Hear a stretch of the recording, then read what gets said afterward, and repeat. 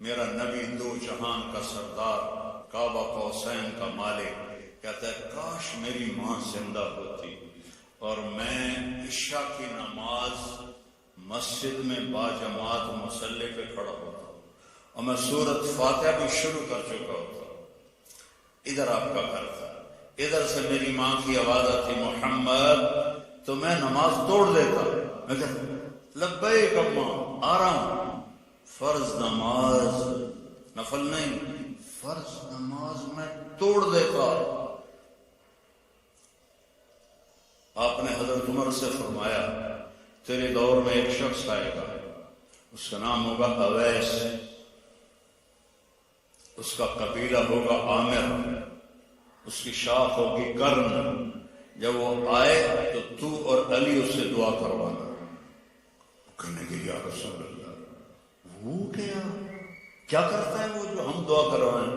تو اس نے ماں کی ایسی خدمت کی ہے کہ اللہ اس سے راضی ہو گیا ہے، اور وہ جس چیز کے لیے ہاتھ اٹھاتا ہے اللہ پورا کر دیتا ہے۔ تو حضرت عمر حج پر اعلان کرتے بھائی کوئی اویس، کوئی اویس۔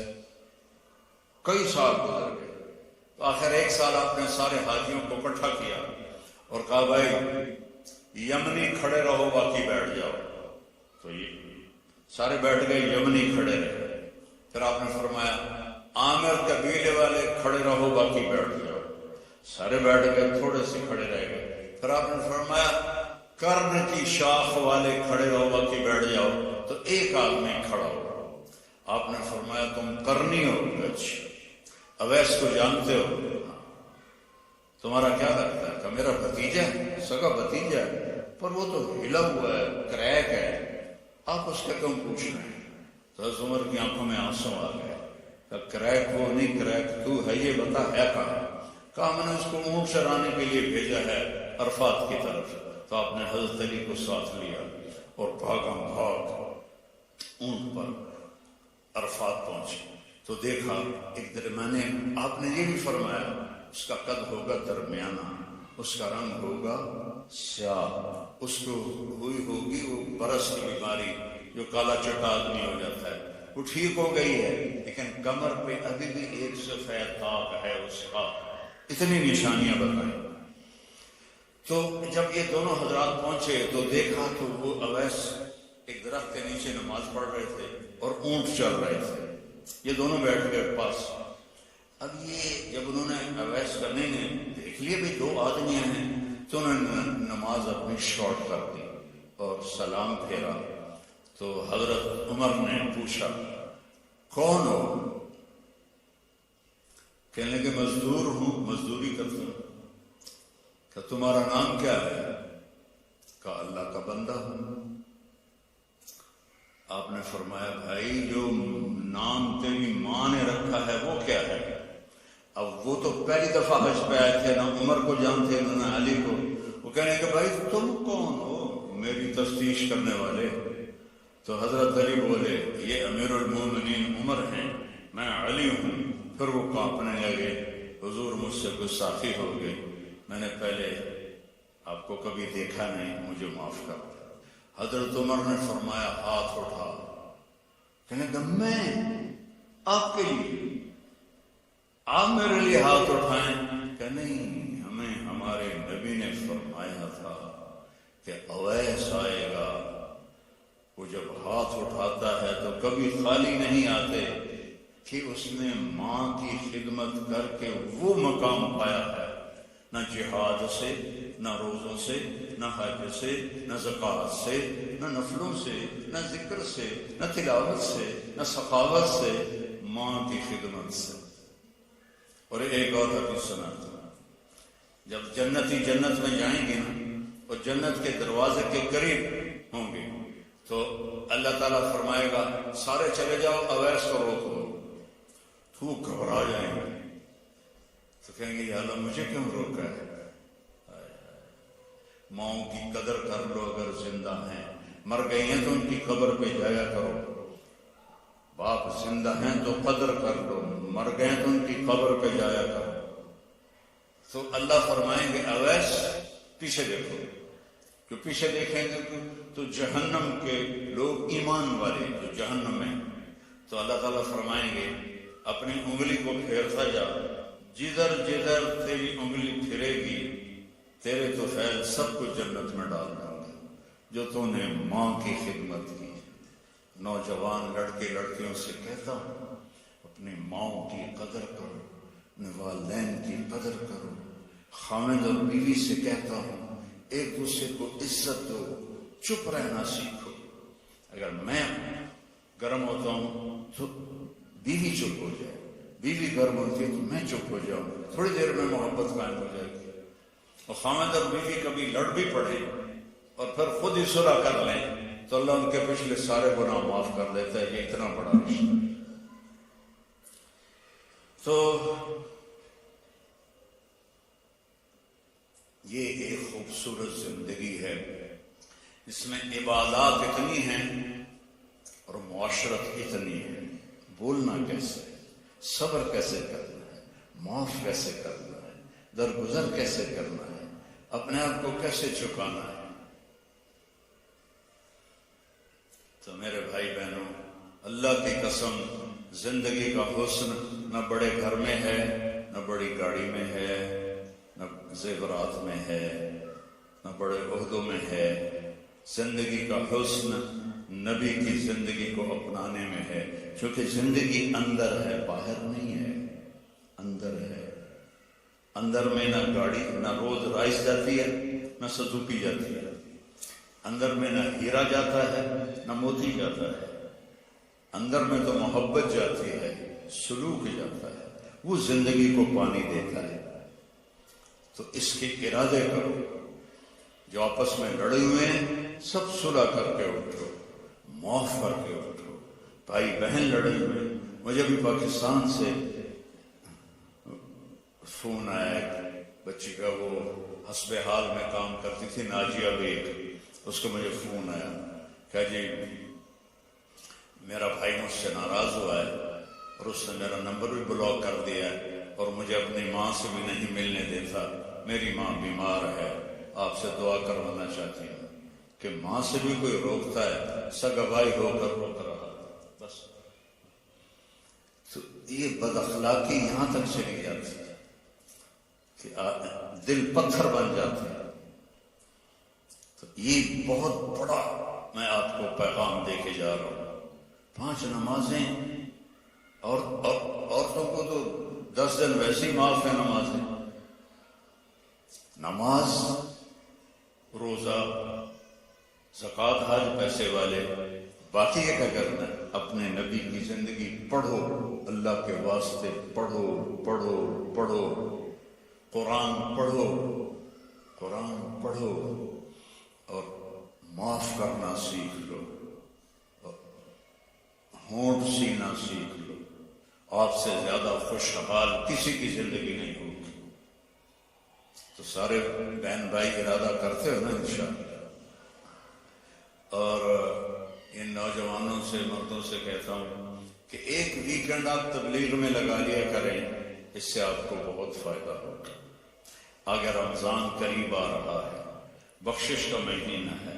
رمضان سال کے 12 مہینوں کے نام عربوں نے رکھے، 11، اور 12واں مہینہ رمضان کا نام اللہ نے رکھا شہر رمضان، جو قرآن میں آتا ہے۔ رمضان کا مطلب کیا ہے؟ جلنا، جلنا۔ اور جلنے اور روزے کا کیا تعلق ہے؟ کہ جب کوئی مومنہ روزہ رکھتے ہیں تو اللہ اس کے پچھلے گناہوں کو جلانا شروع کرتے ہیں۔ کس میں؟ اس کی بھوک کی آگ میں۔ دوسرا، پھر تیسرا، پھر چوتھا، جب آخری روزہ آتا ہے تو اس کے سارے گناہ جل کے راکھ ہو جاتے ہیں، وہ بالکل پاک ہو جاتا ہے۔ اور شب قدر اگر اللہ دے دے، 5 راتیں تو ہیں، ایک تو ضرور ہوگی نا، وہ جاگ لیں تو 80 سال سے زیادہ کی بندگی کا اجر ہوگا۔ اور 4 آدمی، ان کا کوئی عمل قبول نہیں ہوتا رمضان میں۔ ایک ماں باپ کا نافرمان، ایک مستقل شراب پینے والا، شراب کا عادی، ایک رشتہ داروں سے لڑنے والا، ایک کسی کے لیے دل میں نفرت رکھنے والا، یہ چار محروم ہو جائیں، باقی سب کی بخشش ہو جائے گی۔ شب قدر میں کوئی جاگ رہا ہے یا سو رہا ہے، سب کی بخشش اللہ کر دیتا ہے سوائے چار: ماں باپ کو تنگ کرنے والا، شراب کا مستقل عادی، تو بیچنے والے کا کیا حال ہوگا، رشتہ داروں سے لڑنے والا، دل میں نفرت رکھنے والا۔ ایک ٹیشو پیپر دینا مجھے، میں آپ کو ایک لفظ کا مطلب سمجھاتا ہوں۔ ٹیشو پیپر ہے، اللہ تعالیٰ نے اپنی نافرمانی کے لیے لفظ استعمال کیا ہے معصیت، عصا، اور والدین کے لیے کیا ہے عقوق، من عق والدیہ۔ عقا کیسے کہتے ہیں؟ یہ ذرا ٹیشو پیپر دیکھنا، عقا، اس کا بعد میں مطلب بتاؤں۔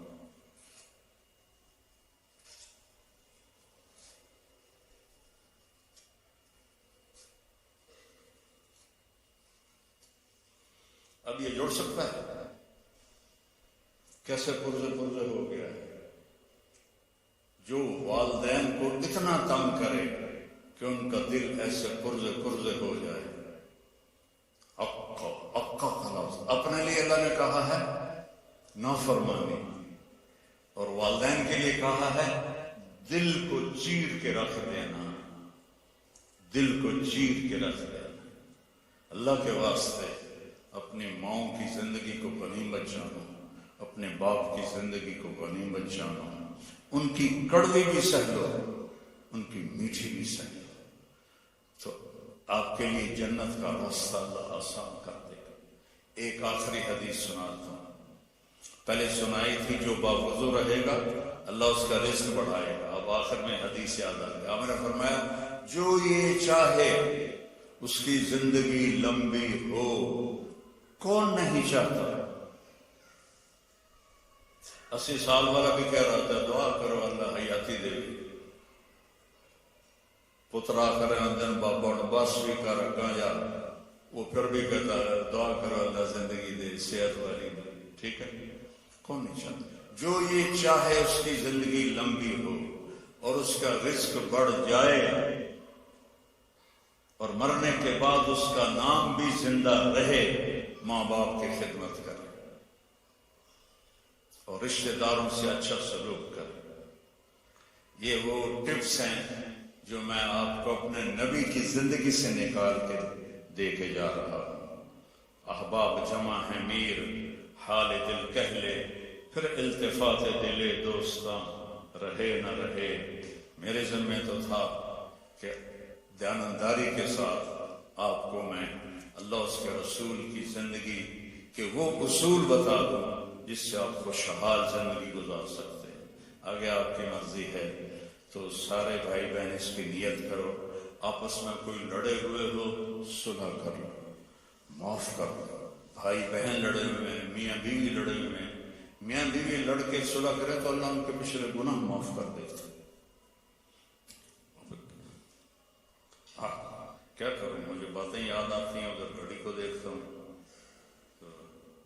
شیطان روزانہ اپنی اسمبلی لگاتا ہے سمندر پر، ٹھیک ہے، اپنے سارے ایم پی ایز کو اکٹھا کرتا ہے، ان سے پوچھتا ہے ہاں بھائی کیا کر کے آئے؟ ویسے کرتا ہے۔ ایک کہتا ہے سر میں نے زنا کروایا، دیکھ رہے ہوں۔ دوسرا کہتا ہے میں نے چوری کروائی، شیطان کہتا ہے۔ تیسرا کہتا ہے میں نے شراب پلائی۔ ایسے وہ گناہ گناتے ہیں اور وہ صرف اتنا رسپانس دیتا ہے،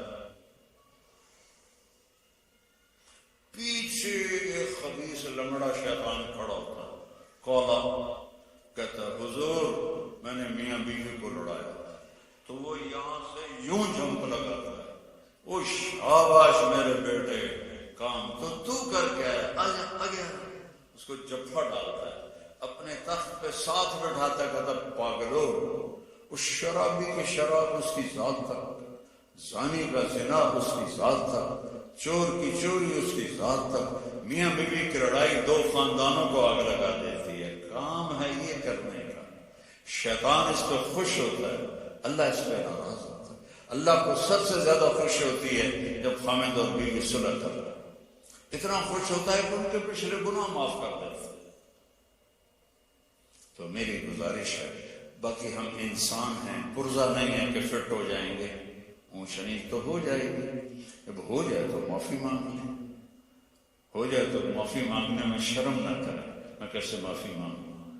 معافی مانگیں گے آپ کا سر بلند ہو جائے گا، آپ کی عزت بڑھ جائے گی، آپ کا مقام بڑھ جائے گا، معافی مانگنے والے کے سامنے بھی اور اللہ کے سامنے۔ اور ماشاءاللہ آپ نے یہاں فنڈ وغیرہ ہم غزہ کے لیے اکٹھا کر رہے ہیں، تو میں ایک حدیث سناتا ہوں۔ میرے نبی نے فرمایا سبق درہم 100,000 درہم، 1 پاؤنڈ کا ثواب خرچ کرنے کا 1,00,000 پاؤنڈ سے زیادہ ہو گیا۔ صحابہ حیران ہو گئے، یا رسول اللہ وہ کیسے ہو گیا؟ آپ نے کہا کہ ایک آدمی کے پاس 2 پاؤنڈ، ایک کے پاس لاکھوں پاؤنڈ، لاکھوں والے نے 1,00,000 دیا تو اپنے پیسے کا کچھ حصہ دیا، 2 پاؤنڈ والے نے اپنا ہاف مال دے دیا۔ تو جب اللہ تولے گا نا قیامت کے دن تو اس 1 پاؤنڈ کا وزن 1,00,000 سے زیادہ ہوگا۔ تو اللہ کی راہ میں دینے میں تھوڑے کو تھوڑا نہ سمجھیں، اللہ بہت قدردان ہے۔ تھوڑے کو تھوڑا نہ سمجھیں، اللہ بہت قدردان ہے۔ درود شریف پڑھو۔ اللهم لك الحمد كما أنت أهله وصل على محمد كما أنت أهله وافعل بنا ما أنت أهله إنك أهل التقوى وأهل المغفرة۔ یا اللہ یہ تیرے محبوب کی امت کے بندے بندیاں، جوان بوڑھے درمیانی عمر، سب تیرے سامنے ہاتھ اٹھائے ہوئے ہیں۔ اس غفلت کے ماحول میں ہم سب کی بخشش فرما دے، ہم سب سے راضی ہو جا۔ ان سارے آنے والے مہمانوں کی دنیاوی آخرت کی ہر عزت ان کو عطا فرما، اور ہر ذلت سے ان کی حفاظت فرما۔ اور یا اللہ اپنی محبت دے، اپنے حبیب کی محبت دے۔ یا اللہ ہمیں کبیرہ بھی گناہوں سے بچا، صغیرہ گناہوں سے بچا، رزق حلال عطا فرما۔ جو کوئی حرام کاروبار کر رہے ہیں انہیں توبہ کی توفیق دے اور انہیں رزق حلال کی طرف پھیر دے۔ یا اللہ ہماری یہاں نسلیں جو پیدا ہو رہی ہیں، پروان چڑھ رہی ہیں، ان کے ایمان کی حفاظت فرما، انہیں اسلام سے دور ہونے سے بچا، اور جو ہمارے بچے بچیاں اسلام سے نکل گئے وہ ہمیں واپس لوٹا دے یا اللہ، وہ ہمیں واپس لوٹا دے یا اللہ۔ جو آپس میں روٹھے ہوئے ہیں انہیں منا دے، جو بچھڑے ہوئے ہیں انہیں ملا دے، جو تنگ دست ہیں ان کی تنگی دور فرما، جو مقروض ہیں ان کے قرض ادا فرما، جو بیمار ہیں ان کو شفائے کامل عطا فرما، ان کے بچے بچیاں جوان ہیں اور رشتے نہیں مل رہے ان کو نیک رشتے نصیب فرما، کہ بچیوں کے نصیب اچھے فرما، بچوں کے نصیب اچھے فرما، محبتیں پروان چڑھا۔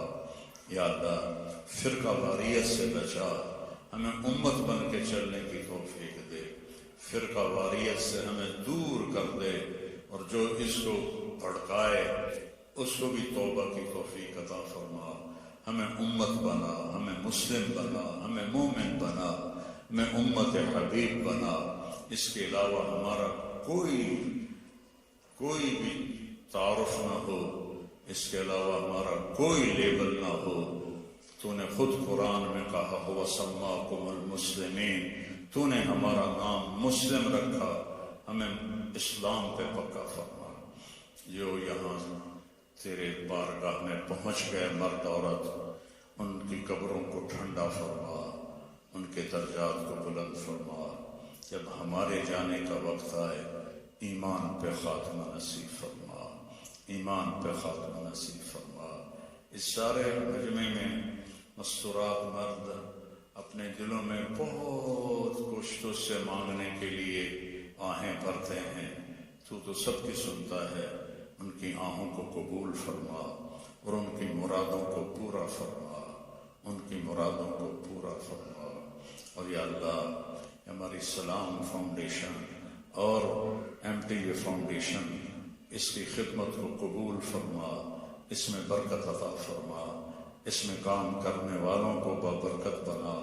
یا اللہ تیری عزت کی قسم، تیرے بندوں کی مدد کے لیے ہاتھ پھیلایا ہے، ہمیں اس میں دیانتداری نصیب فرما، ہمیں اس میں دیانتداری نصیب فرما، اور ان دکھی بندوں کی فریاد تک پہنچنے کی ہمیں توفیق عطا فرما، اور ان سب آنے والے بہن بھائیوں کو اپنے خزانوں سے بہترین جزائے خیر عطا فرما، اور جنہوں نے یہ سارا پروگرام ارینج کیا ان کو بھی یا اللہ اپنے خزانوں سے عزتیں، کامیابیاں نصیب فرما۔ صلی اللہ تعالی نبی کریم